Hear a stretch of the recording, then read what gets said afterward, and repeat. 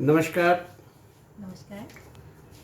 हमारे साथ आज हमारे रूबरू कार्यक्रम में हमारे साथ उपस्थित हैं हमारी बहन डॉक्टर नूतन पांडे जी। डॉक्टर नूतन पांडे जी केंद्रीय हिंदी संस्थान भारत सरकार के शिक्षा मंत्रालय में सहायक निदेशक के पद पर कार्यरत हैं और देश और दुनिया में हिंदी साहित्य में बहुत जाना पहचाना नाम है। आपने भारत से बाहर जो प्रवासी साहित्यकार हैं या जो भारत के बाहर जो लोग हिंदी के लिए काम कर रहे हैं, हिंदी भाषा के लिए काम कर रहे हैं, हिंदी साहित्य के लिए काम कर रहे हैं, उनके लिए बहुत बड़ा काम किया। निरंतर आप उस काम को कर रही हैं। इसी बीच आज हमारे इस कार्यक्रम रूबरू में हम उनसे कुछ अनछुए पहलुओं पर और अनछुए प्रश्नों पर आपसे चर्चा करेंगे और आपके साहित्यिक सफ़र के बारे में जानेंगे। नमस्कार बहन नूतन पांडे जी। बहुत बहुत धन्यवाद जी नमस्कार। निश्चित तौर पर एक जो साहित्यकार होता है उसकी एक मनोदशा होती है, एक मनोभावना होती है। वो सपनों को सजाता है और अपने जो मानसिक जो शब्दकोश है, जो समृद्धशाली या गौरवशाली या समृद्ध जो शब्दकोश है, उसको कागज़ पर उतारता है। आपको कब और कैसे आया कि मुझे लिखना है? कैसे आपने लगा कि मुझे लिखना है और वो भी हिंदी साहित्य में लिखना है? जी, देखिए आपने बहुत मेरे दिल के करीब का प्रश्न पूछा। जी। लिखना, जब आपने कहा कि कब से शुरू किया, तो ये जो मेरी एक मानसिक अवस्था थी, उस वक्त मैंने लिखने के लिए अपनी कलम को अभिव्यक्ति दी। जी। ऐसा कुछ नहीं था कि किसी खास कारणवश, लेकिन जैसे हम कहते हैं कि मनुष्य मन बहुत संवेदनशील होता है। जी।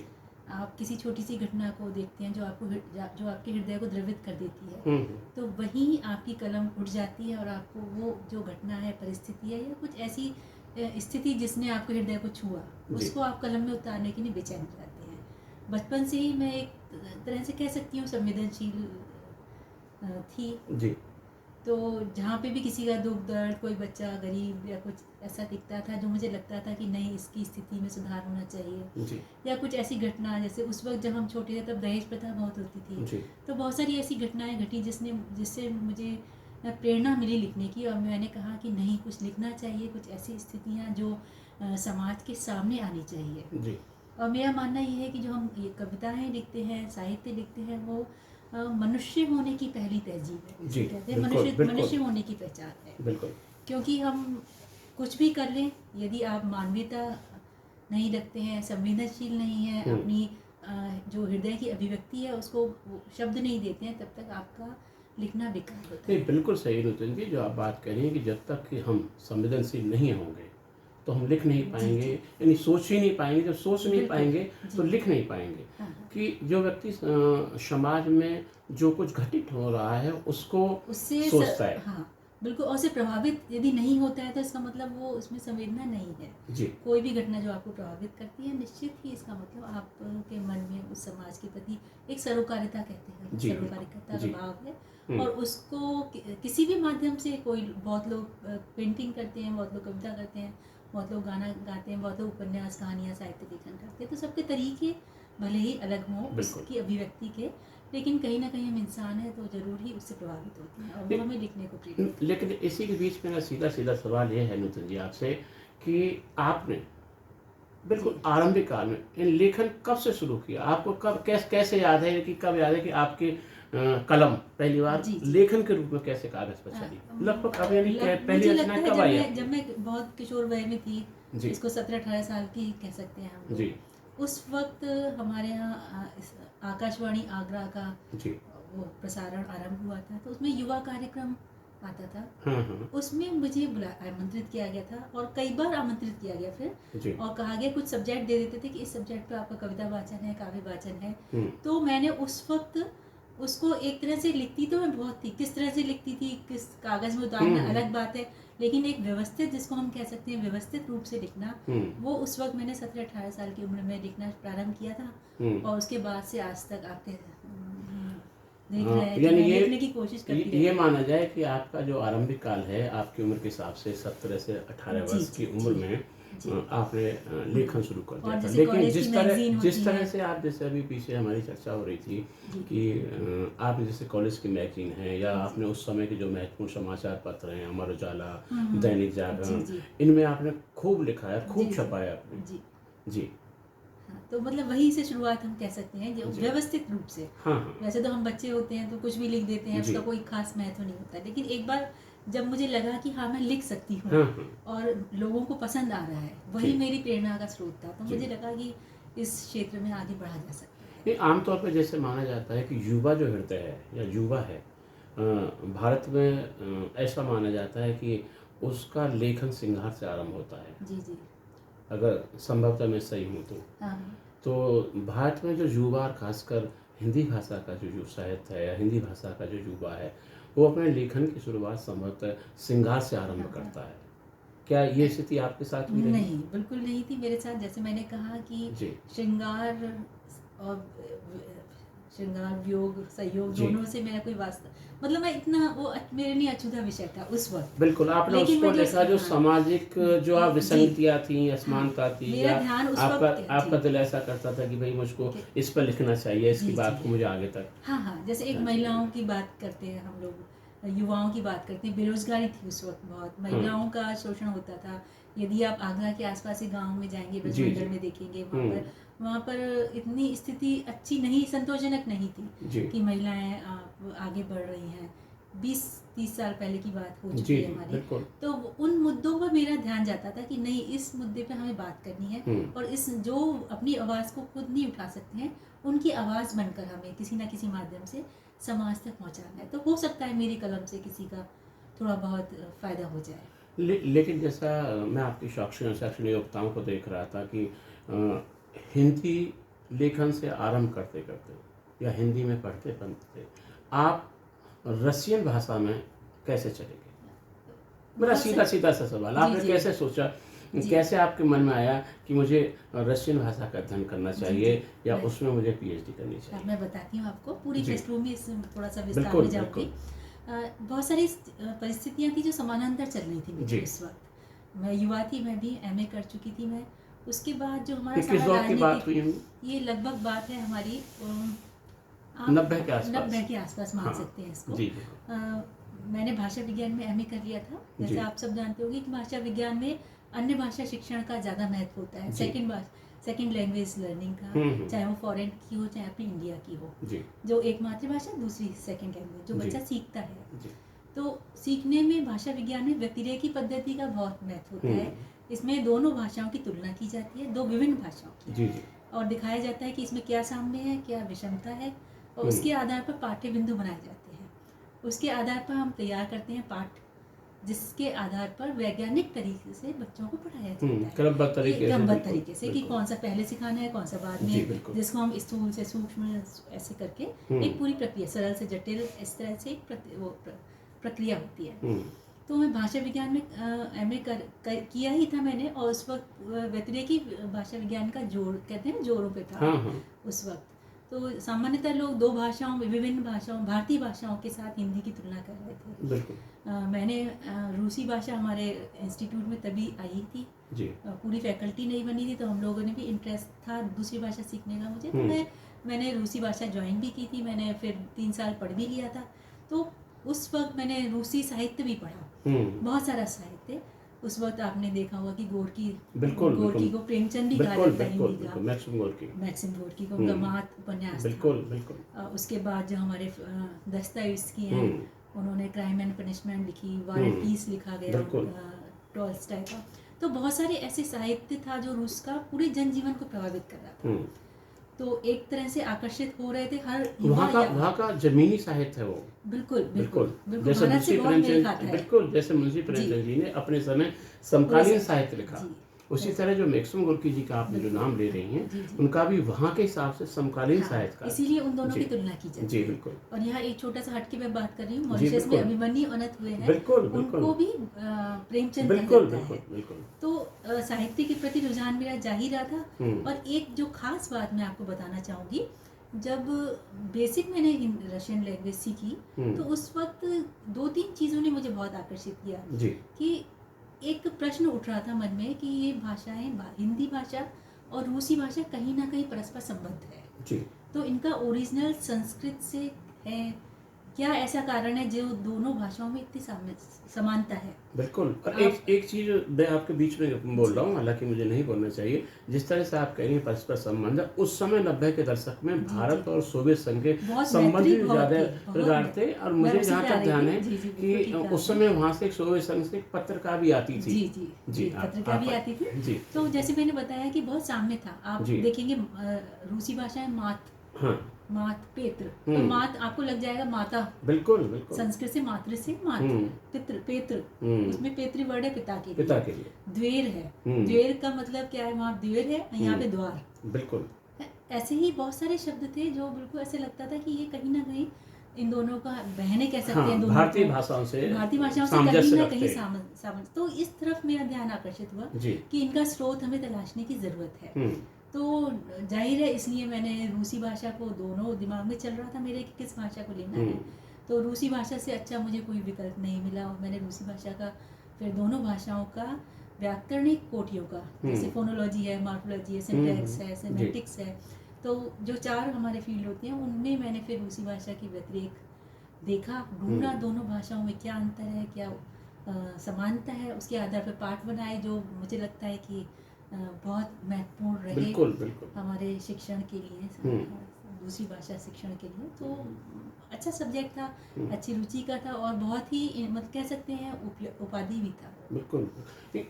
उसी के अगले क्रम में फिर आपने जो पीएचडी की वो भी रूसी भाषा में की? हाँ, मैंने रूसी भाषा में की। मेरा जैसे ही मेरा एमए रशियन पूरा हुआ तो मैंने कहा नहीं, इसका सदुपयोग करना चाहिए, क्योंकि भाषा वही है, जब तक आप उससे जुड़े हुए हैं तभी तक वो आपके साथ है। बिल्कुल। जहाँ आपने उसका साथ छोड़ा वहाँ वो भी आपसे दूर हो जाता है। और वैसे भी जहाँ तक आपका और हम सभी का ये मत है कि भाषाओं को और बोलियों को बांधा नहीं जा सकता।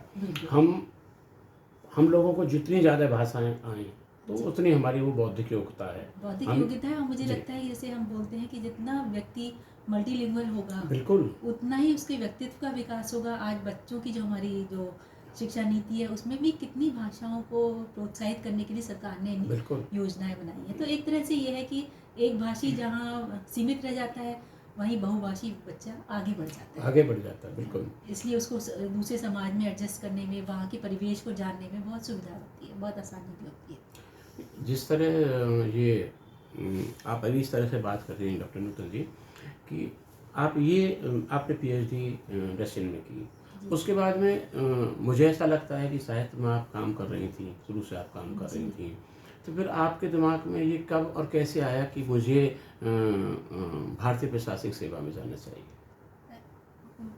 मैं थोड़ा सा इस पे बोलना चाहूँगी कि मैं भारतीय प्रशासनिक सेवा हमारी नहीं है जी। हम लोग प्रतिनियुक्ति पे जाते हैं जी। तो मेरी नियुक्ति हुई थी मानव संसाधन विकास मंत्रालय जी।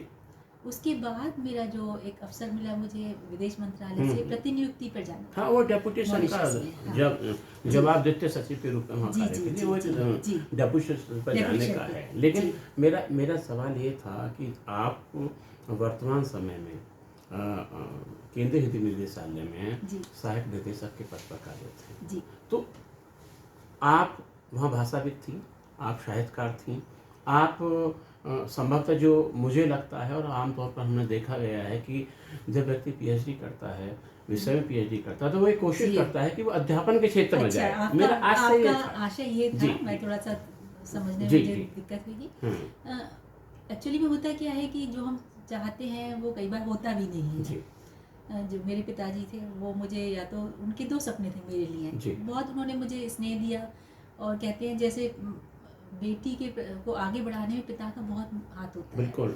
तो मैं जो आज मैं हूँ तो मैं अपना सारा श्रेय अपने पिताजी को देती हूँ। बिल्कुल। तो उनका सपना था कि मेरी बेटी को या तो आईएएस ऑफिसर बनाना है या लेक्चरर बनाना, जैसे आपने बोला प्रवक्ता बनाना है, यूनिवर्सिटी में किसी में भी जाना है। लेकिन कहते हैं कि वो जरूरी नहीं है कि जो हम चाहें वो हमें मिल जाए।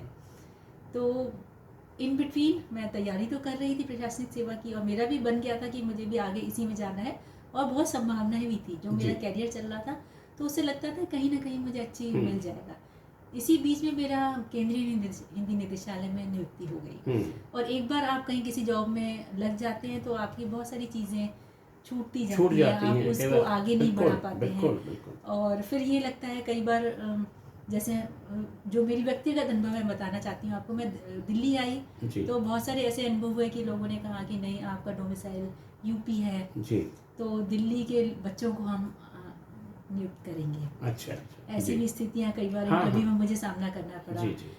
एक स्थिति ऐसी आई, लोगों ने कहा कि नहीं, आप तो जॉब कर ही रही हैं तो आपको क्या ज़रूरत है, इतनी अच्छी तो जॉब है यहाँ पर, तो आपको लेक्चरशिप में जाने की ज़रूरत नहीं है।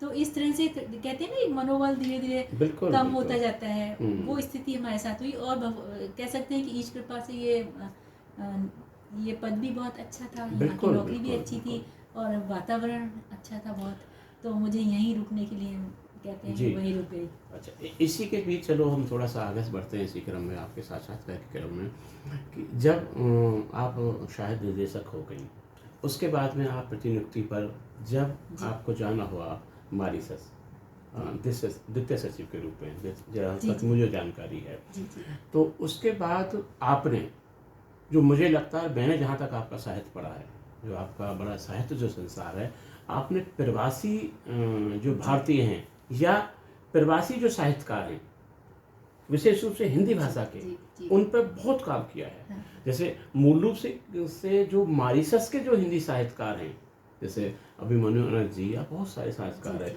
एक पुस्तक जो मैंने आपकी पढ़ी थी, मॉरिशस नींव से निर्माण तक, उसमें आपने वहाँ के जो बौद्धिक साहित्यकार हैं, वहाँ से आपने उनके साक्षात्कार लिए हैं। और जहाँ तो मुझे लगता है कि वो किताबें बड़ी दूर तक पहुँची, आपकी वो पुस्तक। तो ये विचार कैसे और कब आया कि मुझे, एक तरफ आप रशियन भाषा सीख रही हैं, यानी रशियन भाषा में आपने पीएचडी की, एक तरफ आपको यूनिवर्सिटी में जाना चाहिए था, आप यूनिवर्सिटी में नहीं गई, दूसरी तरफ अब आप इस सेवा में आ गई, मैं ये कहूँगा भारतीय प्रशासनिक सेवा में सहायक निदेशक आ गई, तीसरा चलो आप डेपुटेशन वहाँ चले गई, तो डेपुटेशन का कार्यकाल होता है 3 दिन में आपको वापस आ जाना है। लेकिन मेरा ये सवाल ये है कि आपने कैसे सोचा, आपके दिमाग में कैसे आया कि मुझे प्रवासी साहित्यकारों पर काम करना है, वो भी हिंदी के साहित्यकारों पर काम करना है? तो ये बड़ा एक कह सकते हैं कि एक जीवन में मोड़ आता है जी। जैसे आपने बोला, पहले मैं शिक्षा से संबंधित लेख लिखती थी, किताबें भी मेरी शिक्षा से संबंधित छपी थी, भाषा विज्ञान पे ही मेरी पुस्तक छप चुकी थी जी। तो मैंने सोचा भी नहीं था शायद कहीं कि मुझे प्रवासी साहित्य पे लिखना पड़ेगा। लेकिन जैसे ही मैं मॉरिशस में पहुंची तो देखा कि वहाँ का वातावरण बहुत साहित्यिक था। और आप सब जानते भी होंगे कि इसको मॉरिशस को लघु भारत कहते हैं। बिल्कुल बिल्कुल। भारत से बाहर एक और भारत बसता है, हिंद महासागर से के पार एक और भारत है। तो इस तरह से ऐसे नाम दिए जा रहे हैं। गिरमिटिया भी बोलते हैं इसको, गिरमिटिया देशों की श्रेणी में आता है ये। तो जब तक मैं वहाँ पे गई नहीं थी तब तक मुझे इस बात का एहसास नहीं था कि मॉरिशस इतना प्राकृतिक दृष्टि से सुंदर है ही, निश्चित ही। लेकिन जब मैं वहाँ पहुँची तो एक जो भारतीयता का माहौल मिला, आपको लगेगा नहीं कि हम भारत से बाहर हैं, आपको लगेगा कि हम अपनों के बीच में हैं। इसका खास कारण ये था, इसकी खास वजह ये थी कि वहाँ का जो हिंदीमय माहौल, जो हिंदी का सभ्यता है, संस्कृति है, जो रीति रिवाज है, जी बिल्कुल। जो महिलाएं हैं, हमारी बहनें थी वहाँ पर, वो भोजपुरी बोल रही हैं, हमारी तरह ही परिधान धारण कर रही हैं, वो साड़ी में हमें पहन के देख के इतनी गौरवान्वित महसूस करती थी, इतना एक अपनत्व प्रदान करती थी। मैंने कई बार वहाँ पे जो भाषण दिए उसमें बोला भी कि भोजपुरी के समुदाय बहुत, वहाँ पे गीत गवाई स्कूल है, वहाँ पर बहुत सारे गान, मतलब भोजपुरी परंपराओं को जीवित रखने के लिए स्कूल खोले गए हैं वहाँ पर। तो बुजुर्ग महिलाएं हैं, तो मुझे आमंत्रित करती थी वो, तो मैं जाती थी, तो मैं हमेशा यही उनसे बात करती थी। मुझे लगता है कि कोई मेरी मौसी है, कोई मेरी दादी है, कोई मेरी बुआ है। मुझे कभी नहीं लगा कि मैं भारत से बाहर हूँ। और जो बात करते हैं आप उसी तरह की वहाँ की कल्चर है, पूरा विवाह संस्कार, हल्दी, सब कुछ वैसा ही था। जब ये तो सांस्कृतिक बात है, जब हम उनकी साहित्यिक वातावरण को देखेंगे तो अभी जैसा आप जानती हैं, मेरे प्रतिदेव डॉक्टर दीपक पांडे अभिमन्यु अनंत पे काम कर चुके थे, तो मैं जानती थी, हमारे एक पृष्ठभूमि मेरे पास तैयार थी। जब मैं पिताजी के घर से आई, वहाँ पे भी किताबों का भंडार मिला मुझे। और जब मैं अपने ससुराल में आई, तो मेरे पास मॉरिशस का पूरा साहित्य था। मैं मॉरिशस से अनजान थी उस वक्त, लेकिन मुझे शादी के बाद एक ऐसा माहौल मिला कि मैं वहाँ के लोगों से अनजाने में ही परिचित हो गई, क्योंकि मेरे पति ने के सारे दोस्त वहाँ पर मित्र थे वहाँ पर, तो मुझे बहुत सहायता भी मिली उस मामले में। तो जब मैंने वहाँ जाकर देखा कि लोगों से, साहित्यकारों से मिलना हुआ मुझे, तो मैंने देखा कि अभी जैसे आपने बोला अभिमन्यु अनंत हमसे पहले भी बहुत बार मिल चुके थे, लेकिन जब मैं उनसे मिलने गई तो मैंने उनकी पत्नी से, वो नेचुरल हमारे संस्कार हैं, तो मैंने उनके चरण स्पर्श किए और मैडम बोला मैंने, तो उन्होंने मुझे गले से लगा के बोला कि मैडम मत बोलो, मुझे चाची बोलो। तो ये एक संस्कार था, एक अपनत्व था जिसने जोड़ा, और उस दिन के बाद से आज तक हमारा उनसे एक मतलब पारिवारिक संबंध बना हुआ है। तो एक वातावरण था। ऐसे ही वहाँ पे रामदेव धुरंधर थे, राजीरामन जी हैं, हेमराज सुंदर जी हैं, प्रहलाद रामशरण जी हैं, बहुत सारे साहित्यकार जो मुझे जानते भी थे पहले से भी, और फिर उनके साहित्य को पढ़ने का, क्योंकि वहाँ पे साहित्यिक संवाद बहुत होते हैं, तो साहित्यिक संवाद में मैं, आपने बोला भी कि संस्कृति और भाषा की मैं द्वितीय सचिव थी, तो संस्कृति और भाषा से जो भी संबंधित कार्यक्रम होते थे उसमें मैं अतिथि होती थी।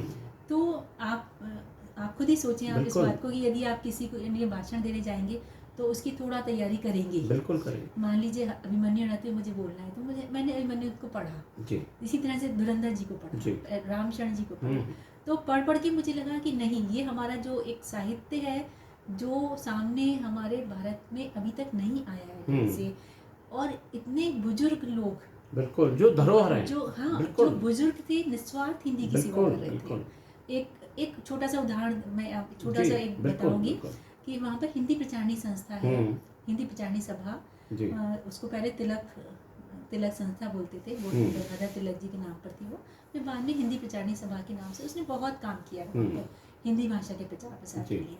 तो एक कार्यक्रम में मुझे आमंत्रित किया गया, तो एक बहुत बुजुर्ग थे, उनसे मैंने, जो प्रधान थे सभा के, मैंने उनसे पूछा ये बुजुर्ग कौन है, तो उन्होंने कहा ये हमारे संस्थापक है, संस्थापक सदस्य हैं, वो 101 साल के थे।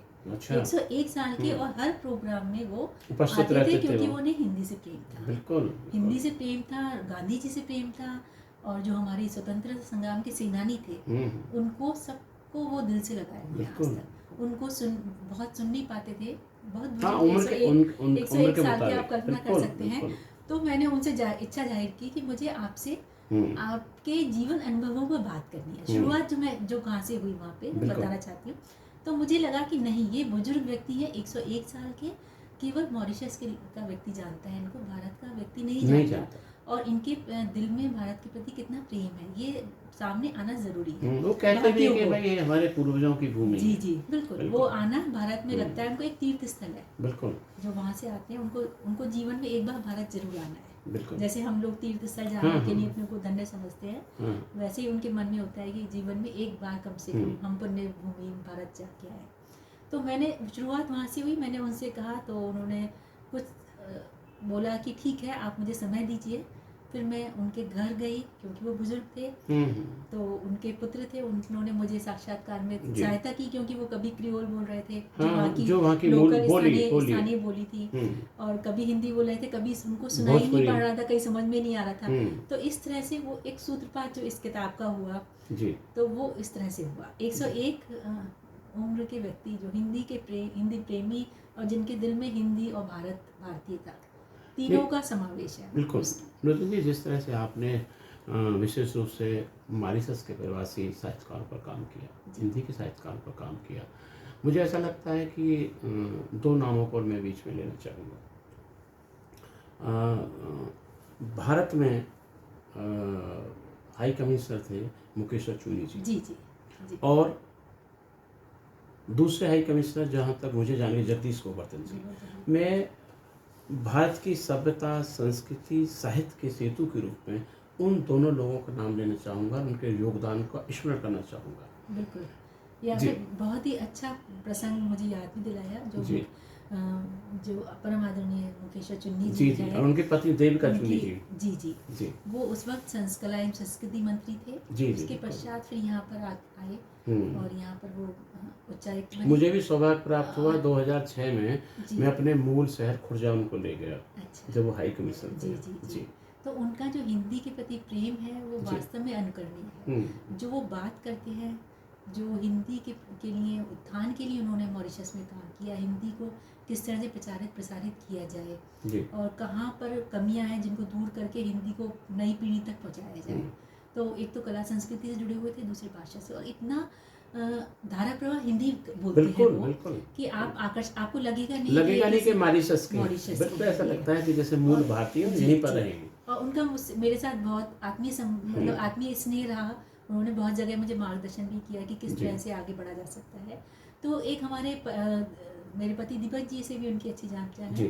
तो जब भी भारत आते हैं हम लोग मिलते हैं आपस में, तो उनका वाकई बहुत योगदान है। और पूरा मॉरिशस में उनका कह सकते हैं कि मॉरिशस में हिंदी को स्थापित करने में और मॉरिशस वासियों के हृदय में भारतीयता के प्रति प्रेम को बनाए रखने, प्रेम तो है ही, लेकिन इस प्रेम की निरंतरता को उसके प्रवाहित करते रहने में उनका बहुत बड़ा बिल्कुल वही स्थिति जगदीश गोवर्धन जी की है। आदरणीय जगदीश गोवर्धन जी भी इस संबंध में मुझे लगता है कि बहुत ही और उनका खास तौर से गोवर्धन जी का भोजपुरी के प्रति ज्यादा बिल्कुल भोजपुरी के प्रति उनका बहुत स्नेह भी है। उसको वो आगे बढ़ाने में अपना बहुत बड़ा कह सकते हैं ना एक आंदोलन उन्होंने छेड़ा कि भोजपुरी मिटनी नहीं चाहिए, क्योंकि भोजपुरी एक बोली है जो धीरे धीरे कह सकते हैं हर जगह ये स्थिति है कि लुप्त हो रही हैं भाषाएं, हमारी बोलियां लुप्त हो रही हैं। तो गोवर्धन जी का भोजपुरी को बनाए रखने में, उसके जीवित रखने में बहुत बड़ा योगदान है।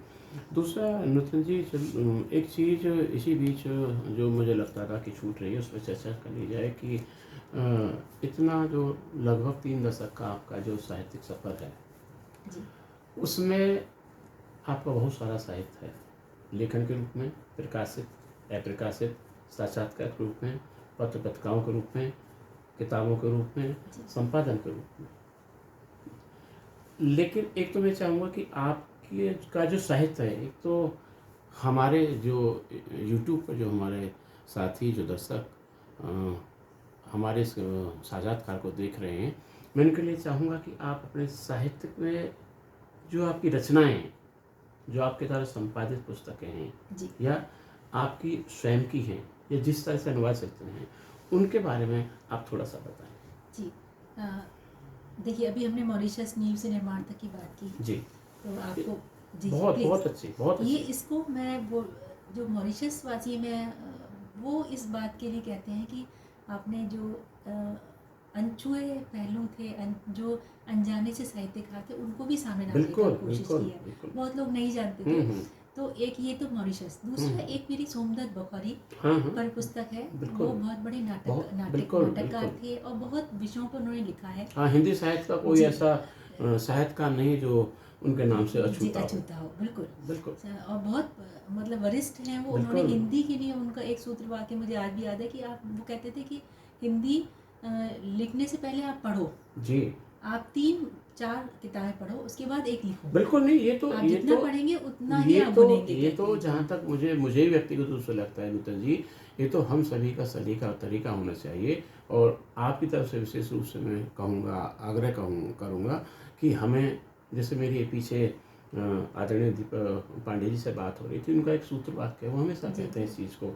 वो कहते हैं कि हमें पढ़ना ज़्यादा चाहिए, लिखना कम चाहिए। ये चीज़ तो होनी चाहिए। बिल्कुल हाँ। तभी आप जितना लिखेंगे, आप दूसरों को पढ़ेंगे, उनको जानेंगे, उतना ही आपकी अभिव्यक्ति की शैलियाँ विस्तृत होंगी, तो आयाम खुलेगा। तो जो सोमदत्त बुखारी जी थे, उनकी पत्नी से मुझे मिलना हुआ। बहुत बुजुर्ग हैं सोमदत्त बुखारी जी, अब स्वर्गीय हैं। तो उनकी पत्नी मुझे एक बार घर ले गई, उन्होंने दिखाया मुझे, बहुत स्नेह करती थी, बुजुर्ग हैं वो। तो उन्होंने मुझे दिखाया कि नूतन जी, ये मेरे पति ने ये लिखे हैं। उनके हाथ की लिखी हुई किताबें उन्होंने मुझे पांडुलिपियाँ दिखाई मुझे। तो बोली इनको हम बहुत सारों को आर्काइव में भेजना चाहते हैं। उनकी कलम है, उनकी किताब है, उनकी टोपी है, ऐसी उनकी व्यक्तिगत जो चीज़ें थी। तो मुझे उसी वक्त मेरे मस्तिष्क में कौन था कि जब ये वहाँ चली जाएंगी तो लोगों तक नहीं पहुँच पाएंगे, जो वहाँ जाएगा वही जान पाएगा। बिल्कुल। तो मैंने उनसे परमिशन लिखित रूप में मांगी कि आप मुझे परमिशन दीजिए, मुझे इनके जो नाटक, मैंने उनके छांटे सारे जी, उनकी जो भी सामग्री उपलब्ध थी, बहुत लिखा है उन्होंने, बहुत हाथ से लिखा हुआ भी था, तो इतना मतलब उनको सबको संकलित करना आसान नहीं था क्योंकि अव्यवस्थित रूप में था। तो मैंने उनके नाटक छांटे और उनसे कहा कि ये मुझे आप दे दीजिए। तो उन्होंने कहा कि यदि आप ये ले जाएंगी तो मेरा सौभाग्य होगा। बिल्कुल, उन्होंने बिल्कुल। इतना इस तरह से बोला मुझसे, तो मैंने उनसे लिखित परमिशन ली और जो उनके अप्रकाशित वो कहते हैं पूरे मौलिक नाटक थे जो किसी ने भी नहीं पढ़े थे, उनके हाथ से लिखे हुए थे। प्रकाशन, क्योंकि आप जानते हैं वहाँ प्रकाशन में थोड़ी सी दिक्कतें हैं जी, मॉरिशस में। सभी मॉरिशस वासी हिंदी से, भारत से ही बिल्कुल प्रकाशित करवाते हैं, तो सबके पास वो साधन नहीं होते हैं, तो उनकी भी किसी कारणवश कुछ नाटक रह गए थे प्रकाशित। तो मेरे मन में आया कि नहीं, ऐसा करना ही चाहिए जी। तो मैंने उनकी अपनी एक पूरी किताब तैयार की और उस पर अपनी एक भूमिका, पूरी मॉरिशस की नाट्य परंपरा और सोमदत्त बुखारी जी, तो उनके अप्रकाशित नाटकों को मैंने उसमें प्रकाशित करवाया और उसके लिए मुझे वहाँ की सरकार ने बहुत एक तरह से कह सकते हैं अप्रिशिएट भी किया। बिल्कुल।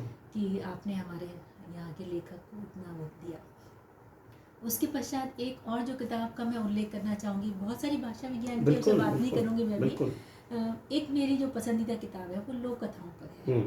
तो रूसी भाषा की जैसे पृष्ठभूमि मेरी रही, तो मैं रूसी भाषा पढ़ रही थी, वहाँ पर एक भाषाविद हुए हैं बहुत बड़े, व्लादिमीर प्रॉप। उन्होंने एक बड़ा अच्छी एक फाइंडिंग दी है कि जो आप देखेंगे कि जो विश्व की विभिन्न भाषाएं हैं उनमें जो लोक कथाएं प्रचलित हैं, जो जनजीवन में वहाँ के, उनमें समानताएं होती है। उनका एक वाक्य मुझे मिला, उसके लिए उन्होंने कुछ 100 भाषाओं की लोक कथाओं का संग्रह किया था, उसके आधार पर कुछ निष्कर्ष निकाले थे जिसमें कहा गया था कि ये भाषाएं, वो लोक कथाएं कहीं ना कहीं एक दूसरे से मिलती हैं, विषय को टच करती हैं, समांतर है। जी जी जी जी। तो मैंने इस पे कभी गौर नहीं किया था इस पे, लेकिन जब उनका मेरे को एक सूत्र वाक्य मिल गया तो मैंने उस पे एक सोचा कि इस पे आगे बढ़ा जा सकता है। तो मेरे दिमाग में आया, मैंने रूसी की लोक कथाओं का हिंदी में अनुवाद किया। दूसरी तरफ मैंने मॉरिशस की लोक कथाएं इकट्ठी की। वहाँ पे तो मैं मतलब आपको पता ही है, वहाँ पे लोक कथाएं हम लोग सुनते रहते थे एक दूसरे से, और लोक कथाएं हम कह सकते हैं कि बचपन से ही हमारे साथ चलती हैं। दादा नानी आजा आजी, ये सब जो हमें सुनाते हैं, तो एक उनका उद्देश्य क्या होता था लोक कथाएं बच्चों को सुनाने का, कि एक मानव मूल्य, जीवन मूल्य है जो उनमें संस्कार के रूप में डाले जाए। बच्चों को इस तरह से सुनाते हैं लोक कथाएं।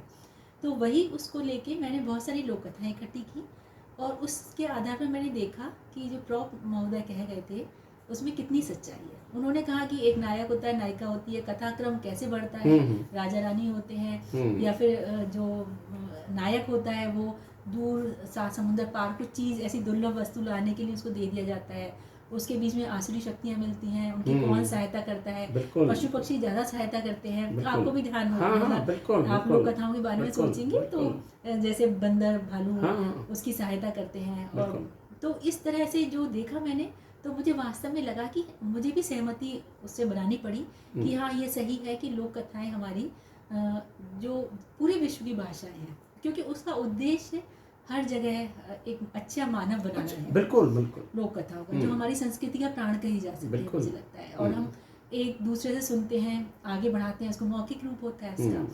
तो ये भले ही एक दूसरे से जाती हैं, तो कहीं ना कहीं कहानी में परिवर्तन हर व्यक्ति अपनी तरह से कहेगा उसको, लोक कथाओं को, लेकिन जो उसका मूल जो जिस्ट होता है उसको वो बरकरार रहता है। और यही संदेश प्रॉप महोदय देते थे कि हर कहानी में, हर लोक कथा में पूरे विश्व की हर व्यक्ति, हर माँ बाप चाहते हैं कि उनका बच्चा अच्छा बने, और एक समाज का में एक संदेश देना चाहते हैं कि इस आदर्श समाज क्या होता है। बिल्कुल बिल्कुल। तो जो आदर्श समाज की परिकल्पना वो कर रहे थे, वही मैंने ढूंढने का प्रयत्न किया विभिन्न भाषाओं की। तो एक मतलब एक फोकस मैंने किया उस बात पर, और मुझे लगा कि ये आप सब भी इस बात से सहमत होंगे कि हमारी जो लोक कथाएं हैं, चाहे आप भारत की ले लें, मॉरिशस की ले लें, नेपाल की ले लें, कहीं ना कहीं एक दूसरे से मिलती जुलती है। आप रशियन की देख लीजिए, आप सिंड्रेला, जो सिंड्रेला की लोक कथा है जो हमारी, उसके 107 भाषाओं में अलग अलग अनुवाद हुए और अलग अलग तरह से वो कही जाती रही है, लेकिन उनका एक जो रूप भले ही परिवर्तित होता रहता हो, लेकिन उनका उद्देश्य एक सा रहता है। तो ये लोक कथाओं का बहुत अच्छा पक्ष था, इसलिए मैंने लोक कथाओं का अनुवाद किया इस क्षेत्र में आगे बढ़ने के लिए। दूसरे मेरा एक और महत्वपूर्ण जो मैं समझती हूँ अपना काम है, वो मेरा है कि मॉरिशस में जो भी भाषा और संस्कृति का प्रचार प्रसार किस तरह से हुआ है वहाँ पर। आप जानते हैं कि जो हमारे डायस्पोरा कंट्रीज हैं, बिल्कुल, आप किसी भी देश को ले लें, लेकिन सबसे जो साहित्य लेखन सबसे ज़्यादा समृद्ध है, समृद्ध है, जो आपने बात कही स्तरीय है, जो विश्व स्तरीय है, वो मॉरिशस में माना जाता है। बिल्कुल।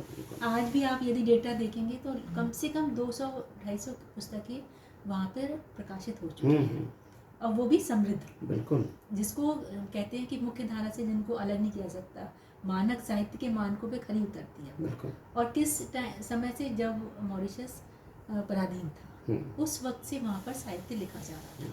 तो एक महत्वपूर्ण था। आपने ब्रजेंद्र कुमार मधुकर भगत का नाम सुना होगा, वहाँ के राष्ट्रकवि कहे जाते हैं वो।